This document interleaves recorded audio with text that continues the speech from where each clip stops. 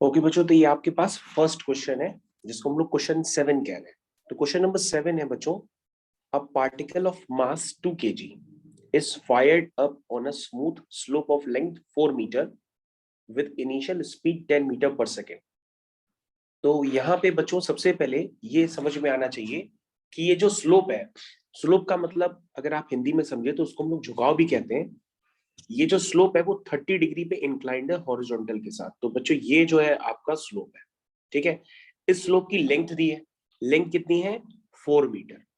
और इसी स्लोप पे क्या फायर किया गया है, एक ऑब्जेक्ट को फायर किया गया जिसका मास आपके पास है, गिवन है 2 kg। मास तो शायद इन्होंने बच्चों कंफ्यूज करने के लिए दे रखा है, लेकिन मास का कोई यूज नहीं है जब ये क्वेश्चन आप करते हैं।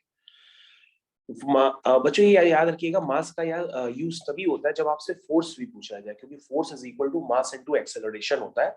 ये न्यूटन का लॉ होता है। लेकिन इन्होंने फोर्स नाम की कोई भी चीज नहीं पूछी है, लेकिन उन्होंने मास तब भी दे रखा है। उसके बाद बच्चों सब कुछ डाटा जो है वो आपने पहले वाला पढ़ ही लिया है। इसमें सीधा सीधा आपसे पूछा गया है, find the speed of the particle at the top of a slope. तो बच्चों अगर आप ध्यान से देखें, ये जो डायग्राम है, इस डायग्राम में एक ही कमी है कि बेसिकली बच्चे एक्सेलरेशन ड्यू टू ग्रेविटी को सोच नहीं पाते हैं। जैसे अगर आप ध्यान से देखें, क्वेश्चन दो तरीके से कर सकते हैं, क्योंकि अगर आप क्वेश्चन करना चाहें तो आप ये इंक्लाइंड प्लेन के अलोंग भी अपना मोशन कंसिडर कर सकते हैं। जब इंक्लाइंड प्लेन के अलोंग मोशन कंसिडर करेंगे तो बच्चों ये हो गया आपका इंक्लाइंड प्लेन। तो इंक्लाइंड प्लेन के अलोंग ही आपको एक्सेस लेनी पड़ेगी। ये आपकी एक्सेस हो जाएगी एक्स डैश और ये आपकी एक्सेस हो जाएगी वाई डैश, ठीक है। ये आपकी हो जाएगी एक्स डैश और ये हो जाएगी वाई डैश। और अगर बच्चों आप इंक्लाइंड प्लेन के अलोंग मोशन नहीं लेते हो तो आपको फिर इसके कंपोनेंट करके इसको हॉरिजॉन्टल प्लेन के अलोंग लाना पड़ेगा। अब बच्चों आसान क्या है, आसान तो यही है कि इंक्लाइंड प्लेन पे कर लो, क्योंकि ज्यादातर चीजें सब इंक्लाइंड प्लेन के अलोंग दी गई हैं। तो बच्चों लेंथ भी इंक्लाइंड प्लेन के अलोंग दी है, इनिशियल वेलोसिटी भी दी है, और आपको फाइनल वेलोसिटी निकालनी है after the distance of 4 metre. ऐसा क्वेश्चन में पूछा गया है। लेकिन बच्चों जब हम एक्सेलरेशन ड्यू टू ग्रेविटी लिखते हैं, तो जो एक्सेलरेशन ड्यू टू ग्रेविटी होती है जिसको हम लोग जी कहते हैं, न ही वो कौन से प्लेन में आती है, न ही वो हॉरिजॉन्टल प्लेन में आती है, क्योंकि अब आपका नया हॉरिजॉन्टल प्लेन ये है और वर्टिकल प्लेन ये है। ध्यान से देखिएगा, आपका नया हॉरिजॉन्टल प्लेन ये है और वर्टिकल प्लेन ये है। लेकिन जो एक्सेलरेशन ड्यू टू ग्रेविटी है वो न ही हॉरिजॉन्टल प्लेन के अलोंग है, न ही वर्टिकल प्लेन के अलोंग है। तो हम एक्सेलरेशन ड्यू टू ग्रेविटी के क्या करेंगे, कंपोनेंट करेंगे। तो बच्चों यहाँ पर कंपोनेंट में भी काफी सारे सवाल पैदा होने लगते हैं। तो वो बात मैं आपको एक बार समझा ही देता हूँ कि सर आप कंपोनेंट में ये एंगल 30 डिग्री कैसे अज्यूम कर लेते हैं। तो बच्चों इस बात को मैं दोबारा समझा देता हूँ कि जैसे आपने लिखा कि जी तो वर्टिकली डाउनवर्ड होता है, लेकिन आपको ये देखना होगा बच्चों, ये थ्योरम आपको मैंने काफी बार पहले भी बताई है कि जो एंगल दो लाइंस में होता है वही एंगल उनके परपेंडिकुलर्स के बीच में होता है। तो बेटा देखो, हॉरिजॉन्टल का परपेंडिकुलर ये वर्टिकल, और ये इंक्लाइन प्लेन है ना, इसका परपेंडिकुलर कैसा होगा, इसका परपेंडिकुलर ऐसे ही तो होगा। तो इसका मतलब अगर हम ये एंगल, ध्यान से देखिएगा, अगर हम इस एंगल को 30 कह रहे हैं तो ये भी एंगल क्या होगा, 30 होगा। समझ में आया। तो बच्चों अगर ये एंगल 30 है तो अब तो हम जी के कंपोनेंट कर सकते हैं। अगर हम जी के कंपोनेंट करेंगे तो थीटा के पास वाला जी कॉस थीटा और थीटा से दूर वाला जी साइन थीटा। कहने का मतलब ये है बच्चों कि अगर आप इस मोशन को देख रहे हैं तो इस मोशन को ध्यान से देखिएगा।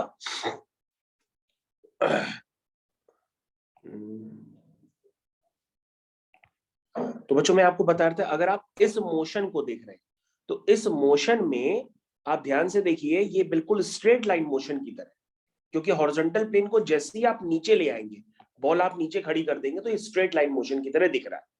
तो बच्चों ये एक स्ट्रेट लाइन मोशन, बस इसमें क्या हो रहा है, एक्सेलरेशन ड्यू टू ग्रेविटी आ गया है जो अपोजिट डायरेक्शन में और आपके मोशन को रिटार्ड कर रहा है। तो आपके जिस प्लेन में मोशन हो रहा है उस प्लेन के अलोंग क्या है, जी साइन थीटा एक्ट कर रहा है, लेकिन वो आपके मोशन के अगेंस्ट है, इसलिए वो किसका काम करेगा, रिटार्डेशन का। तो बच्चों अब हमको करना ही नहीं है कुछ इसमें, इसमें तो बस आप न्यूटन की इक्वेशन लगा दो इस वाले प्लेन के अलावा। जैसे ही लगाएंगे तो इक्वेशन क्या बन जाएगी, v square equal to u square plus 2as। तो बच्चों जब हम लगाएंगे तो हमें फाइनल वेलोसिटी निकालनी है after the distance of 4 metre. बस बच्चों एक्सेलरेशन ड्यू टू ग्रेविटी जो मैंने आपकी बुक्स में देखी है वो 9.8 ली नहीं गई है, उन्होंने हर जगह एक्सेलरेशन ड्यू टू ग्रेविटी आपको बिना बताए 10 ली है, तो आपको भी 10 लेनी है और एक्सेलरेशन ड्यू टू ग्रेविटी को कैलकुलेट करना है, यानी कि a is equal to minus g sine theta, जो आप यहाँ पर यूज करने वाले हैं, क्योंकि आपके हॉरिजॉन्टल प्लेन के अलोंग यही वाला जी साइन थीटा एक्ट कर रहा है। तो जी साइन थीटा की वैल्यू क्या है बच्चों, -5, इसको मैंने पुट कर दिया और बच्चों यहां से आपकी वेलोसिटी आ गई after the distance of 4 metre, this is √60 metre per second. तो बच्चों जब आप इसका आंसर्स देखेंगे पीछे तो आंसर थोड़े से कंफ्यूजिंग है, उन्होंने √60 की जगह सिर्फ 60 लिखा रखा है, लेकिन है वो √60, तो √60 मीटर पर सेकेंड ये आपका आंसर फाइनल हो गया। उसके बाद बच्चों इसका सेकेंड पार्ट देखते हैं, समझ में आ गया फर्स्ट पार्ट, इसका सेकेंड पार्ट देखते हैं। तो सेकेंड पार्ट में क्या लिखा हुआ है बच्चों, the particle now flies off slope and travels as a projectile. देखो बच्चों क्या लिखा है, the particle now flies off the slope and travel as a projectile. इस स्टेटमेंट का कई बच्चे समझ पा रहे हैं, मतलब कई बच्चे नहीं भी समझ पाते, थोड़ी सी अच्छी इंग्लिश है यहाँ पे। Find the greatest height achieved above the ground level, ये है बच्चों। तो लिखा है जब उसने 4 मीटर की डिस्टेंस ट्रेवल कर ली उसके बाद क्या हुआ वो बता रहा है। द पार्टिकल नाउ, नाउ मतलब 4 मीटर की डिस्टेंस ट्रेवल करने के बाद, the particle now flies off the slope, flies off the slope मतलब स्लोप के ऊपर से निकल गया और क्या फॉलो करता है, प्रोजेक्टाइल मोशन। तो देखो बच्चों ये एक प्रोजेक्टाइल मोशन है, ये मैं स्क्रीन पे दिखा रहा हूँ, ये देखो ये एक प्रोजेक्टाइल मोशन है जो उसने दोबारा फॉलो की है, ये देख रहे हैं आप, ये प्रोजेक्टाइल मोशन, ये इसको फॉलो किया, ठीक है। तो बच्चों ये बात समझ में आ गई, यहां से यहां जाने के बाद ये प्रोजेक्टाइल मोशन को फॉलो करता है। जो प्रोजेक्टाइल मोशन को फॉलो करता है तो उसमें पूछ रहा है कि उसकी ग्रेटेस्ट हाइट क्या है फ्रॉम द ग्राउंड। तुम कहोगे sir from the ground height निकालनी है, तो ये तो क्वेश्चन हो जाएगा फिर। कहोगे सर ये वाली तो हमें लेंथ पता है ना, ये वाली लेंथ, ये लेंथ कितनी है, ये लेंथ है 4 मीटर, ये लेंथ कितनी है 4 मीटर। तो बच्चों अगर ये 4 है तो ये 4 sin 30 होगी, तो आपको ये वाली हाइट तो पता ही पड़ गई 4 sin 30 which is equal to 2 metre. बस बच्चों आपको ये वाली हाइट निकालनी है, तो इस वाली हाइट में तो कोई प्रॉब्लम है ही नहीं, क्योंकि ये सीधा सीधा क्या है आपका, ये तो सीधा सीधा आपका प्रोजेक्टाइल ही मोशन है। तो बच्चों ये वाली आप h कैसे निकालोगे, इस वाली h को निकालने के लिए जो भी आप फॉलो करना चाहते हो उसको फॉलो कर लो। कई लोग h जो है इसको मैक्सिमम हाइट पूछा गया है ना, तो ये ग्रेटेस्ट हाइट के लिए एच मैक्स का फॉर्मूला भी आपको पता होता है, आप डायरेक्टली वो भी यूज कर सकते हैं। और अगर मान लो कई बच्चों का एच मैक्स का फॉर्मूला ही नहीं पता है तो वो इक्वेशंस लगा करके न्यूटन की तो भी ये हाइट कैलकुलेट कर सकते हैं। तो बच्चों आपके पास दो तरीके हैं, जो आप यूज करना चाहो यूज कर सकते हो। तो बच्चों आप क्या करोगे, अगर आप क्वेश्चन नहीं मतलब मान लो आपको हाइट का फॉर्मूला एच मैक्स का you square sine square theta by 2g पता ही नहीं है, तो ऐसे केस में आप न्यूटन की इक्वेशन लगा लेना और न्यूटन की इक्वेशन लगाने पर आपके पास वो हाइट आ जाएगी। तो v square equal to u square plus 2as, ठीक है, क्योंकि मैक्सिमम हाइट पे वेलोसिटी का वर्टिकल कंपोनेंट क्या होगा, 0 होगा, और u आपका क्या है √60 sin 30 vertical component minus 2as। ए आपका एक्सेलरेशन ड्यू टू ग्रेविटी है जिसके कंपोनेंट करने की जरूरत नहीं है, क्योंकि अब तो वो उसी प्लेन के अलोंग पड़ रहा है जिस प्लेन में मोशन हो रहा है। तो इसलिए बच्चों यहाँ पर अब आपके पास ये पूरा सॉल्यूशन आ गया, आपके पास h आ जाएगी और h आने के बाद आपकी हाइट आ जाएगी 2.75। इस तरह से बच्चों आपका ये क्वेश्चन फिनिश हो जाएगा। तो बच्चों ये क्वेश्चन वैसे है तो इजी, बस ये थोड़ी सी लैंग्वेज प्रॉब्लम कभी कभी कर देता है बच्चों को समझने में, इसलिए थोड़ा सा टाइम टेकन हो जाता है, लेकिन आप एक करने के बाद दूसरा कर सकते हैं बहुत जल्दी। तो बच्चों ये क्वेश्चन नंबर 6 है। क्वेश्चन नंबर 6 में क्या लिखा है, क्वेश्चन नंबर 6 में लिखा है a basketball is throws with a speed 10 meter per second from a point 2 meter above the ground। ठीक है, तो बच्चों देखो मैंने ग्राउंड बना रखा है, ये देखिए ये आपके सामने यहाँ पे ग्राउंड बना हुआ है, ठीक है। तो ग्राउंड की से 2 मीटर ऊपर ये काम किया गया है, प्रोजेक्टाइल को थ्रो किया गया है 10 मीटर पर सेकेंड की रफ्तार से, और एंगल है हॉरिजॉन्टल से 45 degree. Can find when it is the height of 4 metre from the second time during its motion. तो बच्चों ये क्वेश्चन करने में जो मैं भी गलती कर रहा था वो भी आप समझ लो, ये जो क्वेश्चन करने में मैं भी गलती कर रहा था वो भी आप समझ लो। ये जो बच्चों ये हाइट होती है ना, पहले तो आप अपने दिमाग में एक बात क्लियर कर लो, कभी भी हाइट पूछी जाती है तो वो हाइट हमेशा ग्राउंड से होती है। कभी भी क्वेश्चन में अगर हाइट वगैरह होती है तो वो ग्राउंड से हाइट होती है।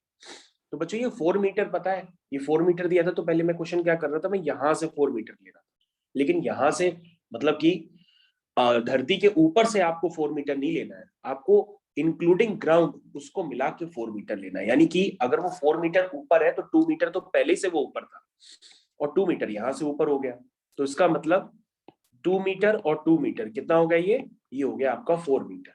ठीक है, यानी कि प्रोजेक्टाइल जहां से फायर किया गया वहां से वो 2 मीटर ऊपर है। अब कई बच्चे यहां भी कंफ्यूज हो जाते हैं कि सर एक बात बताइए, 2 मीटर ये इस प्रोजेक्टाइल की क्या मैक्सिमम हाइट है? अगर मैक्सिमम हाइट होगी तो सर वेलोसिटी का वर्टिकल कंपोनेंट 0 और वहां पे हॉरिजॉन्टली कंपोनेंट नेट होगा, तो सर हम तो वहां पर उसकी वेलोसिटी बता सकते हैं। लेकिन यहाँ पे बच्चों जब आप एच मैक्स निकालेंगे, आप निकाल के कैलकुलेट कर लीजिएगा, तो एच मैक्स आ जाएगा 2.5 मीटर। यानी कि ये एच मैक्स वाला काम नहीं है 2, क्योंकि आपको तो 2 मीटर पे निकालना है, एच मैक्स उससे आगे है। इसका मतलब जो भी बच्चों आपका पॉइंट होगा उस पॉइंट पर क्या आपको दिखेगा, उस पॉइंट पे आपको वेलोसिटी का हॉरिजॉन्टल कंपोनेंट भी दिखेगा और वर्टिकल कंपोनेंट भी दिखेगा। समझ में आया? तो बच्चों आपको हॉरिजॉन्टल कंपोनेंट तो कांस्टेंट होता है, क्योंकि ये प्रोजेक्टाइल मोशन है, हॉरिजॉन्टल कंपोनेंट में हॉरिजॉन्टल डायरेक्शन में एक्सेलरेशन तो होता नहीं है, तो वो कांस्टेंट होगा। कितना होगा वो? 10 cos 45। तो बच्चों 10 cos 45 तो कांस्टेंट होगा। ये देखो बच्चों मैंने लिखा है हॉरिजॉन्टल कंपोनेंट आपका कांस्टेंट है which is equal to 10 cos 45। सबको समझ में आया? अब बच्चों को वर्टिकल कंपोनेंट में निकालना है, तो वर्टिकल कंपोनेंट में देखने में कोई दिक्कत ही नहीं है, हम वर्टिकल डायरेक्शन में इक्वेशन लगा देंगे। तो आप सब रेडी हैं? ए से लेके बी तक वर्टिकल डायरेक्शन में इक्वेशन लगा दो। लगा सकते हैं? देखिए लगा रहे हैं, v square equal to u square. सब बच्चे ध्यान दें, ये क्वेश्चन लगी हुई है, v square equal to u square plus 2as। तो बच्चों वी स्क्वायर वर्टिकल कंपोनेंट, अगर आप कंफ्यूज होते हैं शायद मेरे इसमें से, तो आप वी वाई लिख लीजिए, is equal to u square, u यानी कि 10 sin 45। तो 10 sin 45 की जब आप वैल्यू निकालेंगे तो वो आ जाएगी 10/√2। 10/√2 का स्क्वायर करेंगे तो 50 आ जाएगा, प्लस 2as। ठीक है, एक्सेलरेशन ड्यू टू ग्रेविटी तो अभी भी रिटार्डेशन का काम कर रहा है, इसलिए मैंने -10 लगा। और जब मोशन ए से बी हुआ है तो वर्टिकल डायरेक्शन में 2 मीटर की डिस्टेंस ट्रेवल हुई है, तो एस आपका 2 मीटर हो गया। तो बच्चों यहाँ से क्या आ जाएगा आपका? वी वाई आ जाएगा। वी एक्स आप जानते हैं, वी वाई आप जानते हैं। अब ये आपके दो वेक्टर्स हो गए, इनके बीच का एंगल क्या है? 90 डिग्री। तो रिजल्टेंट क्या होता है? Under root of v x square plus v y square plus 2 times v x v y cos 90। तो ये टर्म 0 हो जाएगा, तो रिजल्टेंट आपका आएगा under root of v x square plus v y square. तो बच्चों आप ये तो देख के क्वेश्चन समझ गए होंगे कि डायग्राम का सारा खेल है। अगर डायग्राम सही से थोड़ा सा बन जा रहा है उसके बाद क्वेश्चन करने में प्रॉब्लम नहीं आ रही है, क्योंकि डायग्राम बनने के बाद ये क्वेश्चन फिजिक्स के नहीं हो रहे हैं, ये क्वेश्चन सब कन्वर्ट हो जा रहे हैं मैथ्स। ठीक है, ओके। तो बच्चों आपके पास अभी क्वेश्चन नंबर 10 है। तो क्वेश्चन नंबर 10 में गिवन है a small stone is thrown from the top of a building that is 30 metre tall. बच्चों ऐसे क्वेश्चन आपने काफी सारे किए हैं कि एक बिल्डिंग से 30 मीटर की हाइट। अब 30 मीटर की हाइट बच्चों मैं आपको पहले से बता चुका हूँ, वो ग्राउंड से ही होती है। ठीक है, तो ये हाइट बच्चों आपकी ग्राउंड से ही है, इसमें कोई आपको कंफ्यूज नहीं होना है। The stone is given an initial speed of 5 metre per second. Stone को दी गई है 5 मीटर पर सेकेंड और नीचे की डायरेक्शन में दी गई है, यानी कि स्टोन को हॉरिजॉन्टली नहीं फेंका गया है, नीचे की तरफ, यानी कि उसका एंगल ऑफ डिप्रेशन होना चाहिए। देखो एंगल ऑफ डिप्रेशन दिया है 15 डिग्री। जब हम नीचे से ऊपर देखते हैं तो उसको कहते हैं एंगल ऑफ एलिवेशन, ऊपर से नीचे तो angle of depression.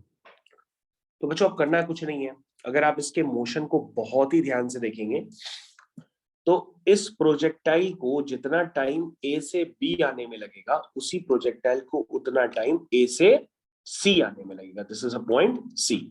Time same होता है क्योंकि बच्चों मान लो उसके पास वेलोसिटी का हॉरिजॉन्टल कंपोनेंट है, इसलिए जितने टाइम में उसको ए से बी पहुंचना था, लेकिन हॉरिजॉन्टल कंपोनेंट में उसको ए से सी पहुंचा दिया। तो टाइम टेकन सेम होता है ए से बी का और ए से सी का। तो बच्चों जो टाइम होगा उतने टाइम में उसने ये हॉरिजॉन्टल डिस्टेंस कवर कर ली होती है, जिसको हम कहते हैं बीसी।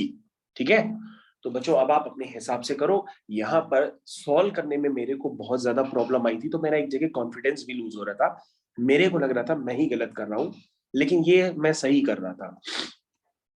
तो बच्चों इमूमन जिस तरह के जब क्वेश्चन होते हैं तो ये एंगल 15 वगैरह ना देके 45 वगैरह दिए जाते हैं, लेकिन उन्होंने 15 ही दे रखे हैं।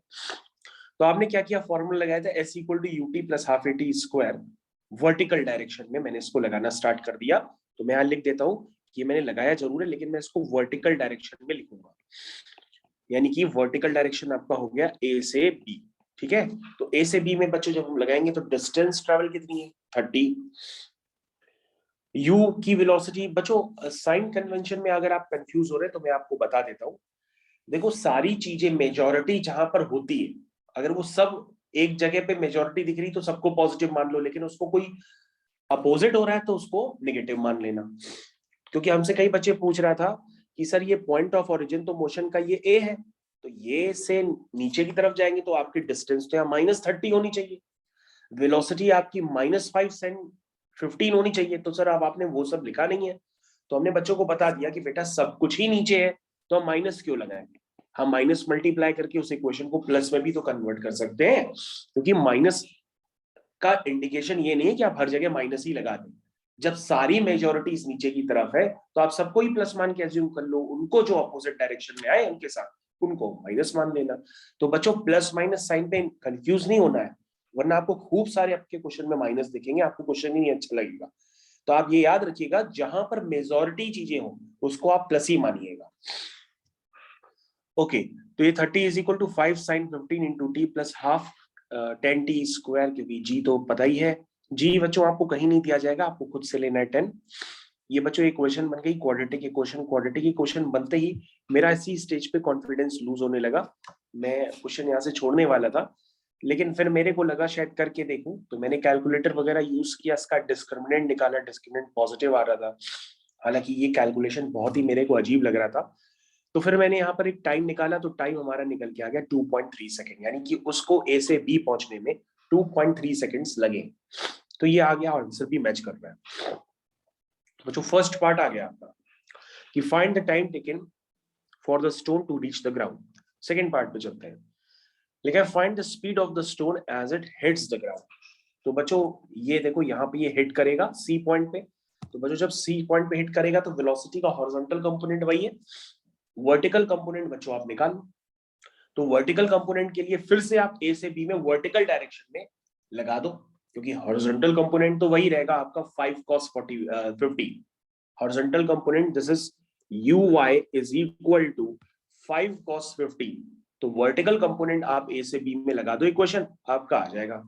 लगा दें, vy इज इक्वल टू, ये देखो बच्चों मैंने लगा दिया, vy इज इक्वल टू मतलब v is equal to u plus 80, इसको लगा दो और आपको दिखेगा सब नीचे की तरफ ही है, इसलिए एक्सेलरेशन भी एक्सेलरेशन का ही काम कर रहा है, इसलिए मैंने उसको प्लस साइन का काम तरह लिखा हुआ है। ठीक है बच्चों, ये सब आप लगाओगे तो आपके पास उसकी वेलोसिटी का वर्टिकल कंपोनेंट निकल आएगा after the time of 2.3 second.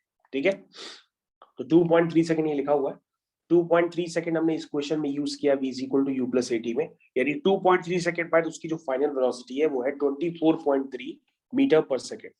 उसके बाद बच्चों क्वेश्चन बहुत आसान हो गया है, आप नेट वेलोसिटी निकाल लीजिए अंडर रूट ऑफ जो भी होता है vx square plus vy square, यहाँ पे आपने y के टर्म्स में लिखा हुआ है तो वैसे मैंने लिखा है। ठीक है बच्चों, उसको सॉल्व कर लीजिए, आंसर आ जाएगा। हालांकि बच्चों अब आपका कॉन्फिडेंस कुछ पहले से ज्यादा बढ़ गया होगा, क्योंकि आपको लग रहा होगा सिर्फ यहाँ पे लैंग्वेज का खेल है, डायग्राम का खेल है, बाकी सब उसके बाद मैथ्स चल रही है। तो बच्चों ये क्वेश्चन नंबर 8 है। क्वेश्चन नंबर 8 में गिवन है आपके पास, a particle is projected from a point on a horizontal surface with initial speed u and angle of elevation beta. Diagram में है आपके पास, at any during its motion the particle is at position x, y। ठीक है, where x is horizontal distance and y is the vertical distance traveled। तो बच्चों कोई भी हमने किसी पॉइंट पे x, y पे एज्यूम कर लिया। ठीक है, ये बच्चों मैंने x, y पॉइंट एज्यूम किया है मोशन के दौरान, तो अगर आप देखें तो उस पॉइंट को मैंने लेट किया है x, y। ठीक है, मैंने इसको एज्यूम किया है x, y। अब बच्चों बेसिकली हमें क्या करना होता है कि इक्वेशन उसे ही कहते हैं जिसमें x और y हो, तो इक्वेशन एक क्रिएट करनी है। तो बच्चों क्या हम हॉरिजॉन्टल डायरेक्शन में इक्वेशन लिख सकते हैं, x equal to u cos बीटा इंटू टी, यानी कि distance is equal to speed into time, ये तो लिख ही सकते हैं। ठीक है बच्चों, उसके बाद बच्चों हम वर्टिकल डायरेक्शन में भी ऐसे लिख सकते हैं। वर्टिकल डायरेक्शन में डिस्टेंस भाई मान लो उसने एक्स डिस्टेंस ट्रेवल की, तो एक्स डिस्टेंस ट्रेवल की टी टाइम में, तो उसी टी टाइम में उसने वाई डिस्टेंस भी ट्रेवल की है, तो वो कितनी हो गई, y is equal to u sine beta into t minus half g t square. अब बच्चों जो इक्वेशन 1 है, इक्वेशन 1 से आप क्या करिए, टाइम की वैल्यू निकालिए और सेकंड जैसे आप पुट करेंगे तो बच्चों आपके पास इक्वेशन ऑफ ट्रेजेक्ट्री आ जाएगी। ठीक है, लेकिन बच्चों इसको क्या करिएगा, जो 1/cos² बीटा है इसको ऊपर लिख करके आप sec² बीटा कर दीजिएगा और sec² बीटा को 1+tan² बीटा लिख दीजिएगा।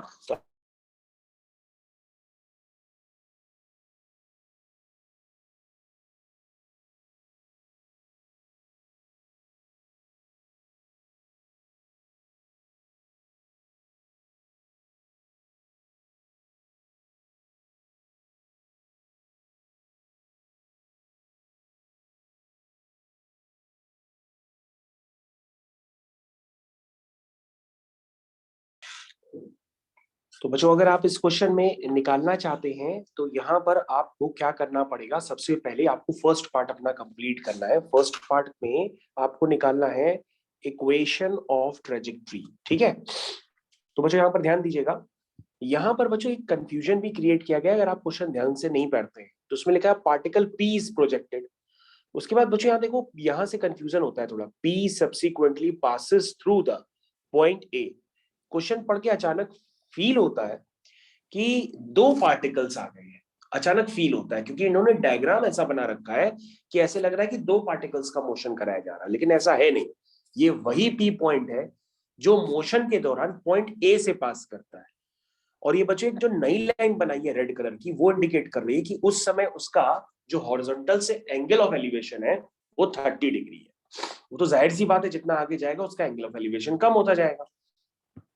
तो बस यहीं पे बच्चों हमें थोड़ा सा कुछ पल के लिए एज्यूम हुआ कि ये डायग्राम्स में देख करके ऐसे लग रहा था जैसे दो पार्टिकल प्रोजेक्ट किए गए, लेकिन ऐसा था नहीं। उसके बाद बच्चों लिखा है after time t second after projection the horizontal and vertical upward displacement of p from o मतलब ओरिजिन से, ये आपका ओरिजिन बना भी है x, y, तो कह रहा आप निकाल लो। तो बच्चों आप निकाल लीजिए। निकालते समय बच्चों आपको ध्यान देना होगा, आपका ये है प्रोजेक्टाइल मोशन, ठीक है, जिसको मैं इंडिकेट कर रहा हूँ ब्लू कलर से। तो बच्चों अभी नीचे वाली लाइन ना देखो, क्योंकि नीचे वाली लाइन का भी डिस्कशन नहीं है। अभी तो हमें पाथ की इक्वेशन लिखनी है, और पाथ तो पैराबोलिक होता है, स्ट्रेट लाइन थोड़ी नहीं होता है कि तुम स्ट्रेट लाइन की इक्वेशन बनाने लग जाओगे। चलिए, तो बच्चों अभी तो बताया था x equal to u cos theta into t, t यहां से आप निकाल लीजिएगा और उसके बाद वर्टिकल डायरेक्शन में इक्वेशन लिख लीजिए। तो जितने टाइम में वो यहाँ पर ए पर पहुंचा उतने टाइम में उसने वर्टिकल डिस्प्लेसमेंट ट्रेवल किया y का, है ना। तो यहाँ पर आप s equal to u t plus half a t square वाली इक्वेशन लगा सकते हैं। जैसे ही लगाएंगे वर्टिकल डायरेक्शन में, तो आपके पास नीचे वाली इक्वेशन क्रिएट हो जाएगी। और यहाँ पे टाइम की वैल्यू जैसी पुट करेंगे तो बच्चों बहुत जल्दी आपके पास इक्वेशन ऑफ ट्रेजेक्ट्री निकल करके आ जाएगी। तो बच्चों ये मैंने आंसर मैच किया हुआ है, तो आंसर आपका सबका मैच कर रहा है, क्रॉस चेक भी कर सकते हैं। उसके बाद बच्चों नेक्स्ट पार्ट में लिखा है calculate the value of x when p is at a। कह रहा अगर p जो है a पर पहुंच गया है तो बताओ उस समय x की वैल्यू क्या होगी। तो तुम कहोगे सर ये तो बहुत इजी टाइप क्वेश्चन है, कोई बहुत बड़ा क्वेश्चन नहीं है। अगर सर p a पर पहुंचा है तो a पर पहुंचने का मतलब आप दूसरे कंपोनेंट्स का सारा ले लीजिए, tan theta is equal to y by x लिख लीजिए। तो वहां से y और x में आपको रिलेशन पता पड़ जाएगा, ठीक है। और y और x में रिलेशन पता पड़ जाए तो आप अपनी इक्वेशन जो बना चुकी है ना, इस इक्वेशन ऑफ ट्रेजेक्ट्री को उसको यूज करिए और यहां पर आप x निकालने की कोशिश करिए, क्योंकि आपसे x ही पूछा गया है। तो बच्चों जब आप x निकालोगे तो आपका x फाइनली ये निकल करके आ जाएगा। तो ये यही पूछ रहा था कि जब p पर होगा तो उसकी डिस्टेंस कितनी होगी ओरिजिन से, तो वो तुम्हारी डिस्टेंस निकल के आ गई। यानी आपने कुछ नहीं किया, आपने सीधा सीधा इस इक्वेशन को यूज कर लिया। उसके बाद ये शायद ये भी बच्चों पूछ रहा है कि उस समय उसकी रिजल्टेंट वेलोसिटी बता सकते हैं या एंगल भी बता सकते हैं, ठीक है। तो बच्चों ये डायग्राम से आप समझ गए होंगे, मैंने दोबारा इसलिए बनाया ताकि आपको उसमें खिचपिच ना ज्यादा लगे। तो हॉरिजॉन्टल कंपोनेंट तो वही रहेगा बच्चों, उसमें कोई कंफ्यूजन ही नहीं है। बच्चों एक बात और फिर से समझ लीजिएगा, ये है आपका प्रोजेक्टाइल मोशन, क्योंकि बार बार डायग्राम में बच्चे स्ट्रेट लाइन को भी ले लेते हैं। वो आप ध्यान दीजिएगा, क्योंकि अगर आप स्ट्रेट लाइन लेंगे तो आपका एंगल ऑफ एलिवेशन बार बार बदल जाएगा, तो वो मत आप लीजिएगा, क्योंकि आपको प्रोजेक्टाइल मोशन लेना है। तो 45 और 30 डिग्री में बच्चे बहुत कंफ्यूज हो रहे हैं। तो आप समझ लीजिएगा Vx is equal to 10 cos 45, ये तो आ गया horizontal component constant. Vertical component आप निकाल लीजिए, ठीक है, क्योंकि उसको ए तक पहुंचने में लगा समय आपको पता है ना, तो उससे भी यूज कर सकते हैं। डिस्टेंस भी उसने कितनी ट्रेवल की है वो भी आपको पता है कि नहीं पता है, क्योंकि y और x का रिलेशन भी पता है, तो आप अगर x निकाल सकते हैं तो y भी निकाल सकते हैं। तो v square equal to u square plus 2as use करके आपने vy निकाल लिया, vy पता है, vx पता है, tan अल्फा, आप vy बाय vx से निकाल लीजिए, आपका आंसर मैच करेगा। ठीक है, तो बच्चों ये क्वेश्चन हो गया। हालांकि इसके कैलकुलेशन बहुत ही थोड़े से अजीब टाइप के हैं, लेकिन कंसेप्ट आपको समझ में आ गया होगा। तो क्वेश्चन नंबर 2 यहाँ पे फिनिश हो गया, ये आपके एग्जाम का ही क्वेश्चन। तो बच्चों एक सेकंड के लिए आप 8th वाला क्वेश्चन पहले समझ लीजिए। 8th वाले क्वेश्चन में आपको कुछ भी नहीं करना है, इसमें सिर्फ एक काम करिए, आप ए से बी में वर्टिकल डायरेक्शन में इक्वेशन लगा लीजिए। जैसे आप निकालेंगे तो ए से बी में जो पहुंचने का टाइम होगा वही ए से सी में पहुंचने का टाइम होगा।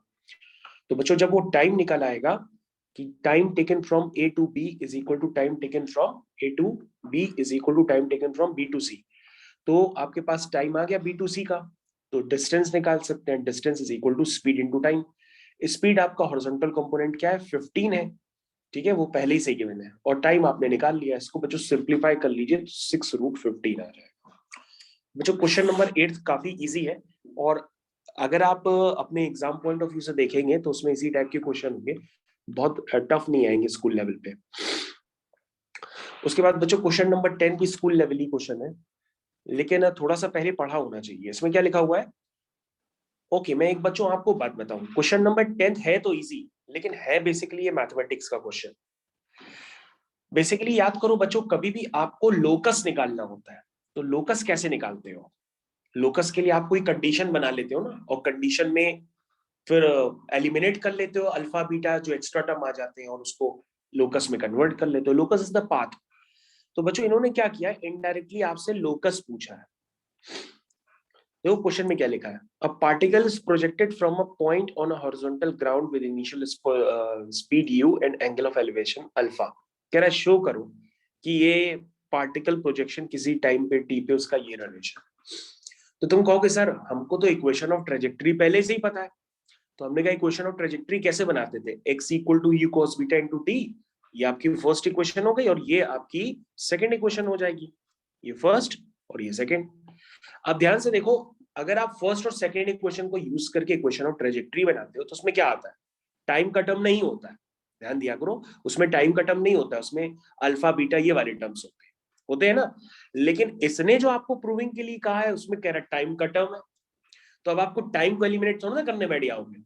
इसमें क्या नहीं है, कहोगे सर इसमें बीटा नहीं यानी एंगल ऑफ प्रोजेक्शन नहीं है, तो एंगल ऑफ प्रोजेक्शन को एलिमिनेट करो। कहोगे सर कैसे करेंगे, हमने कहा तो मैथमेटिक्स का क्वेश्चन हो गया। आप यहाँ से cos बीटा निकाल लो पहली इक्वेशन से, सेकंड इक्वेशन से sin बीटा निकाल लो, दोनों को स्क्वायर एंड ऐड कर दो, cos square beta plus sin square beta 1 हो जाएगा। जैसे ही 1 हो जाएगा तो बच्चों हम एक सेकंड के लिए हम डर गए उसके बाद भी, क्योंकि बच्चों हमारी जो इक्वेशन निकल के आई वो ये निकल के आई, फिर हम अपनी इक्वेशन को उससे मैच करने लगे तो हमारी मैच नहीं कर रही थी। फिर हमने ध्यान दिया कि हमको लगा हमारा गलत है, फिर हमने ध्यान दिया कि हमारी इक्वेशन में क्या है, जी है, और उनकी इक्वेशन में जी नहीं है। फिर उठा के हमने क्या किया, जी की वैल्यू पुट की, जैसे ही बच्चों जी की वैल्यू पुट की हमारा आंसर मैच कर देगा। ठीक है, तो बच्चों मैं भी आप ही की तरह फर्स्ट टाइम कर रहा था, तो पहले मैं यहाँ तक पहुंचा तो मैंने सोचा कि यार अब हम नहीं कर पाएंगे, लेकिन मैंने ध्यान दिया उसमें जी है नहीं, तो फिर मैंने जी की वैल्यू डाल के क्वेश्चन को वैसे ही कन्वर्ट कर दिया। तो बच्चों क्वेश्चन में कुछ है नहीं। उसी तरीके से बच्चों क्वेश्चन नंबर 9, क्वेश्चन नंबर 9 भी कुछ नहीं है, बस वो ऐसे बनाया गया है कि आप उसमें डरो। लिखा है a particle is projected from a point on a horizontal plane with speed 20 metre per second, angle of elevation theta. ये तो सभी जगह को रट गया है। कह रहा given that the particle passes through the point this. तो तुम कहोगे सर कि हम अलग से थोड़ा ना बनाने अब बैठ जाएंगे, प्रोजेक्टाइल मोशन हॉरिजॉन्टल वर्टिकल हम क्यों करेंगे, हम तो डायरेक्टली एक्स वाई में रिलेशन जानते हैं ना, किसी भी प्रोजेक्टाइल के लिए जिसकी इनिशियल वेलोसिटी पता हो, एंगल ऑफ एलिवेशन पता हो, सब पहले से जानते हैं। तो हम डायरेक्ट सर प्रोजेक्टाइल मोशन की ट्रेजेक्टरी इक्वेशन यूज कर लेते हैं, उसमें एक्स और वाई डाल देते हैं, क्योंकि हमको तो पहले ही से पता है ना एक्स और वाई, सब डाल दो। डाल दोगे तो बच्चों X Y U initial velocity G वगैरह सब डाल दो तो आपके पास थीटा में इक्वेशन बन जाएगी, क्योंकि उसने थीटा ही पूछा। अब जब थीटा में इक्वेशन बनेगी इस स्टेप पे, तो वहां पे आपको थोड़ा सा कंफ्यूज नहीं होना है, क्योंकि ये मैथ्स। आप क्या करना, सेक स्क्वायर थीटा को टेन थीटा के टर्म्स में लिख लो, तो आपको टेन थीटा में क्वाड्रेटिक बन जाएगी। जैसे ही टेन थीटा में क्वाड्रेटिक बनेगी, तो वहां से उसके दो रूट्स आ जाएंगे, tan theta is equal to 3 और tan theta is equal to 1। बच्चों मैंने आपको इनवर्स ट्रिग्नोमेट्रिक फंक्शन भी कुछ ना कुछ तो पढ़ा ही है, क्योंकि मैंने आपको बताया था साइन इनवर्स एक्स होता है, एक्स क्या होता है -1 से 1 होता है, साइन इनवर्स एक्स की रेंज क्या होती है -π/2 से π/2 होती है। फिर बच्चों मैंने आपको tan इनवर्स एक्स भी बताया था, मैंने बताया था tan इनवर्स एक्स का ग्राफ भी बताया था, और मैंने आपको ग्राफ बनाना भी सिखाया था। कुछ नहीं याद है तो आपको इतना जरूर याद होगा कि tan इनवर्स एक्स में एक्स क्या होती है, ऑल रियल नंबर्स, और उसकी रेंज होती है -π/2 से π/2 ओपन इंटरवल। लेकिन बच्चों यहाँ पर क्या होता है, कुछ बच्चे कंफ्यूज हो जाते हैं, वो साइन थीटा को हमेशा याद रखते हैं। वो सोच रहे हैं जैसे टेन थीटा इक्वल टू 3 है तो साइन थीटा इक्वल टू 3 मन में ले आते हैं, कहते हैं साइन थीटा तो कभी 3 हो ही नहीं सकता। भैया ये साइन थीटा नहीं है, टेन थीटा इक्वल टू 3 लिखा है, इसका मतलब theta is equal to tan inverse 3, ये एग्जिस्ट करता है। कई बच्चे क्या करते हैं, tan theta is equal to 3 को काट देंगे, लिखेंगे सिर्फ टेन थीटा इक्वल टू 1 ले लेंगे और थीटा लिख देंगे 45। लेकिन बच्चों ऐसा है नहीं, आपकी बुक मैंने पीछे देखी थी, वो इनवर्स को भी फॉलो कर रही है। उसने theta is equal to tan inverse 3 exist करता है, तो उसकी वैल्यू निकाल के दी है 71.6 डिग्री। ठीक है, तो आपके यहाँ पे दो एंगल ऑफ एलिवेशन है, एक 71.6 डिग्री पे ऐसा हो सकता है और 45 डिग्री पे भी ऐसा हो सकता है। ये मैं नहीं कह रहा हूँ, आपकी बुक में है। लेकिन बच्चों जो नॉर्मली बुक्स होती हैं वो टेन थीटा इक्वल टू 3 को कंसिडर नहीं करती हैं, लेकिन आपकी बुक में किया गया है, वो एग्जिस्ट भी कर रहा है, इसलिए किया है। उसके बाद बच्चों ये और भी क्वेश्चंस हैं, ये मैंने सीधा फिर आपके एग्जाम का ही 3rd नंबर क्वेश्चन भी ले लिया, क्योंकि मेरे को देखने में लगा कि मैं कर सकता हूँ, इसलिए मैंने इसको उठा लिया। क्वेश्चन देखने में काफी बड़ा है, तो पहले आप क्वेश्चन पढ़ लीजिए, उसके बाद मैं आपको बताता हूँ। तो बच्चों यहाँ पर क्वेश्चन लिखा हुआ है, a particle P is projected with speed 35 metre per second from O on a horizontal plane. In a subsequent motion, the horizontal and vertical displacement, horizontal and vertical upward displacement of P from O are x and y respectively. Just इसके पीछे जैसा ही question है। Equation of trajectory बच्चों पहले हम लोग निकालते थे, इन्होंने दे रखी है। ठीक है, तो बच्चों मैंने पता है इनकी इक्वेशन ऑफ ट्रेजेक्टरी पे ध्यान नहीं दिया, मैं पता है खुद ही इक्वेशन ऑफ ट्रेजेक्टरी निकालने लग गया। तो मैंने यूज की equation y is equal to x tan theta minus half g x square, मतलब इन्हीं की जो एक्चुअली में आपकी बुक में इक्वेशन ऑफ ट्रेजेक्टरी जो प्रूफ की जाती है वो ये प्रूफ की जा रही है, आपके जो भी IGCSE बोर्ड है उसमें ऐसे प्रूफ की जाती है। तो मैंने क्या किया, इसी इक्वेशन पे मैंने g पता था, u पता था, ये सारी वैल्यूज उठा के मैंने डाल दी, क्योंकि u आपका 35 है, सब पता था ऑलरेडी, मैंने उसमें उठा के डाल दी। जब मैंने उसमें उठा के डाली तो आपकी इक्वेशन पता है कुछ इस तरह की बनी, ये देखो। फिर मैंने जो ध्यान दिया कि आपके क्वेश्चन में ही इक्वेशन ऑफ ट्रेजेक्टरी गिवन है, तो वो इस तरह की है। तो मैंने देखा कि यहाँ पर k की जगह टेन थीटा काम कर रहा है। जब मैंने इस इक्वेशन को, इक्वेशन नंबर 1 को इक्वेशन नंबर 2 से देख रहा था, तो मेरे को ध्यान दिया कि ये k की जगह टेन थीटा पुट करवा रहा है।